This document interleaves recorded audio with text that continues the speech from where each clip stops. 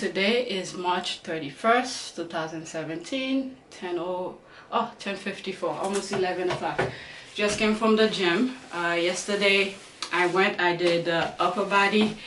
I was gonna do legs, so I didn't have to go today, but my son wanted to walk around.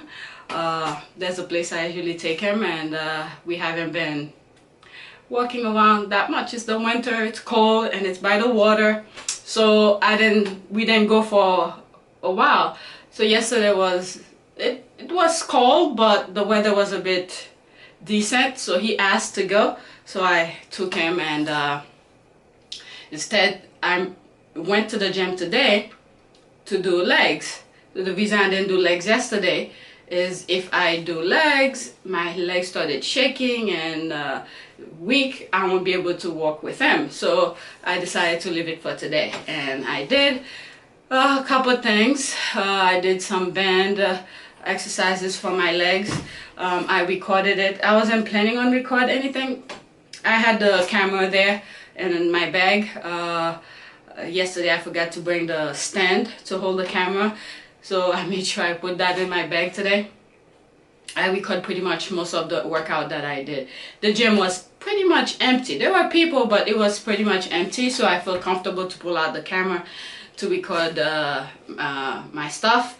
And there were a couple things that I was thinking of recording, so I do demonstration purposes. I wasn't planning on hitting upper bodies at all. So I did, there's a couple of my videos, especially when I was on my one body part per week strength training plan. I've explained how I do my upright rows with the bar, where the bar has a couple grooves, and each set I put my hand in different position on the bar. So I record that. Usually when I record it, my mind is not thinking of demonstration showing you guys how I'm doing. I just go and do it, and the camera's just pointing at me. So today I did that. Yesterday I was editing a video, and I believe is how I do forearm. So I went back to my old video, like 2015, trying to get some footage of how I did it and explain, and I had something in mind and the video did not explain it, so I went and redo the forearm exercise with the bar, and I start doing it with the cable also. So I'm gonna create a video for that, and pretty much it. And you know, it's mostly leg exercises, basic stuff, and I did some abs, and I went upstairs, did a couple, not a lot, just the leg lifts and side crunch and the lower back exercise, and that was pretty much it. So while I'm here, let me see how much I burnt. And my I paused the watch while I was talking to somebody, and I forgot to, you know, start it again. So when I was doing the abs, it did not record it, and I would have been maybe 100 calories just doing the abs. So I paused it during that time. I forgot to put it back on.